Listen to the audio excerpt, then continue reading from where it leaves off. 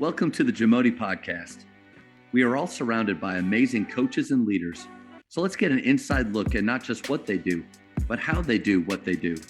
After all, becoming the best versions of ourselves is JAMODI, just a matter of doing it. The JAMODI Podcast is powered by Sideline Interactive. Sideline Interactive is the leading manufacturer for high-quality, innovative scoring tables and LED video display boards that help coaches and schools bring more excitement to fans, create huge fundraising opportunities, and make their jobs easier. Visit sidelineinteractive.com to check out their amazing products. We've talked a lot about culture already, and with those characteristics you brought up, and then also about what makes your program different with attention to detail. How does, and culture, that buzzword, but it matters. How does that drive performance? Well, I would say how you do anything is how you do everything. So I'd start there. So again, if you come in and you're sloppy and your kids, they've got to know from when they walk in the door what the expectations are, or not, you're going to get, kids coming in and, their jersey's not on, or whatever it is that you require from your team is what you're going to get.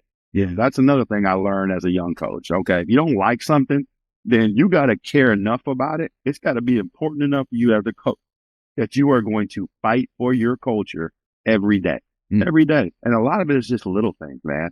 It's little things. What are you going to allow? What are you going to allow? And so I can give you a few examples of that as we talk and as we go through that on some of the things that we look for in our team. And I don't think you'll ever see our team not look the same. Call it old school, call it whatever you want. But when you watch us play, we're all going to wear the same shoes. Unless, like this year, I got a kid that requires 19 boats and we just can't find we get the closest thing we can. Right? Adaptable. You got to be adaptable in that point. Adaptable. Right. But it drives me bananas. Right. It drives, and it's got quite frankly, it drives the kid bananas because he has to be like the guys. Yeah. To be like the team. And so, I just think that's important. You got some people, and there's nothing wrong with it. It's all preference. But again, it's what you believe in, what's important to you as a coach, and what you're willing to fight for. I'm willing to fight for that. I'm willing to fight for the fact that if you don't bring your shoes to a game, well, guess what? Your butt's not going to play. Okay. It doesn't matter who it is, but you have to be responsible enough to handle your business. You know what the expectations are. If I say the bus is leaving at 5 and, as long as you've called me and there's maybe a car accident or you're running behind, if you communicate with me, I can deal with that because I'm trying to teach you something. One day when you go get a job, you can't just miss work and not call anybody. So, man, I can't tell you how many times that conversation, like what I'm just telling you, comes up with my team. And I got to explain to them, this is what I'm trying to teach you.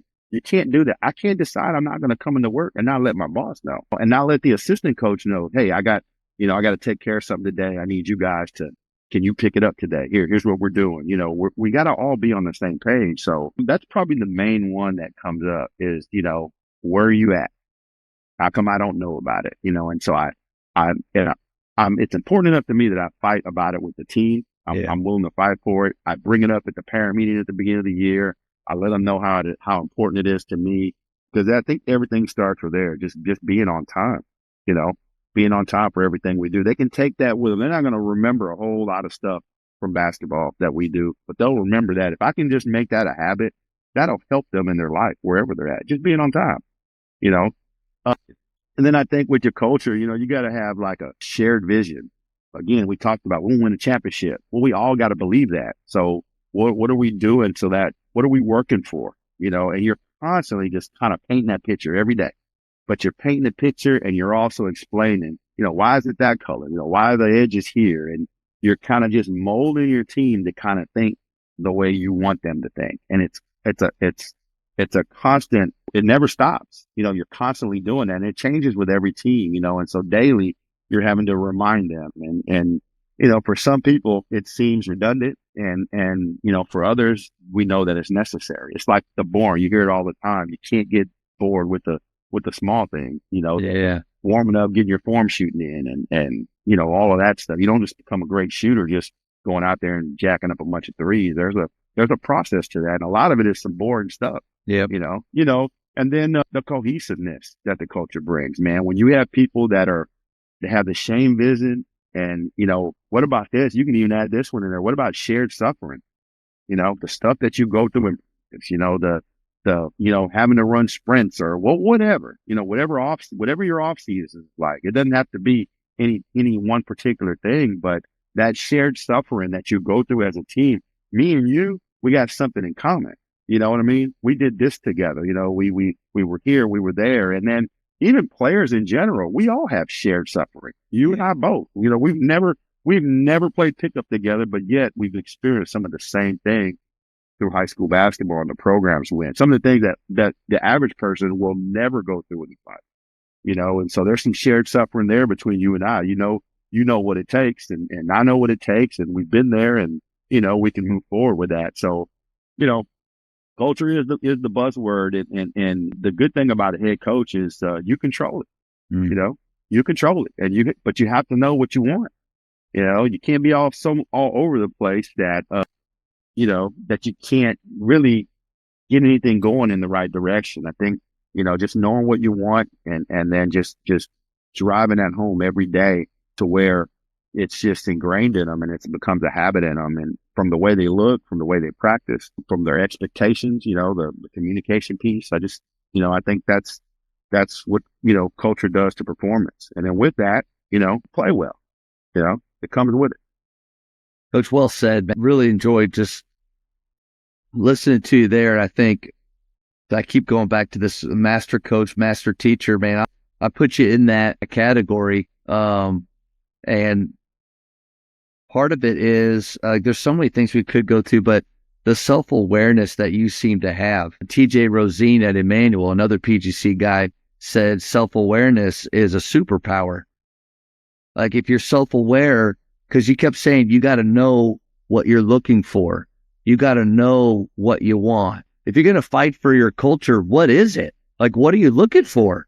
Like what, or like, are you looking at everything? Can you really fight for everything? And now obviously you can fight for all of the things that you deem important that you're looking for, but you can't just fight for everything. Like that's like a coach saying we're going to be good at everything. Like, right. I mean, you got to have a certain level of competency at everything, but like, can you run every offense? Can you be good at every defense? Like to your point of the matchup zone, coach, we can't, like, what you're looking for. And I think that's where, like, coaches, are we self-aware enough to know what culture we want that fits the players and the personnel that we have?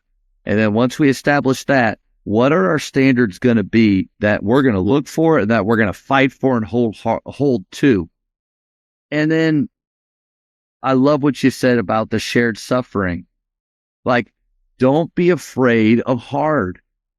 In fact, and Shawnee Harley, man, this has popped in my head. She was an Olympic coach. Coach, I'm not telling you that you have to listen to all the episodes here, but if there was going to be one that you go back to, it's Shawnee Harley.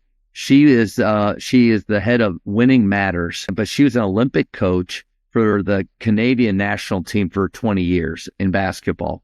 But she says that you got to choose your hard. Like, choose your heart. There's going to be different things out there that are difficult, and you've got to just choose it. Like, because as coaches, we can turn our blind eye to a hard situation, turn a blind eye to fighting for our culture because it may not be comfortable, it may be hard. But you know what? When that slippage happens, like you said, it's not just one thing, it's a bunch of little things. When you start to choose an easier path and slippage happens, that part is really tough. Man, choose your heart in that moment with the things that you care about and that you see. Absolutely, man. Absolutely. That's good. And then, shoot, I'm going to go back and listen to that because that's something that sounds that kind of stuff drives me. I felt like I needed to pay her after for a session. She gave me a counseling session, totally forgot I was on a call, really made me go back and think about things like losing.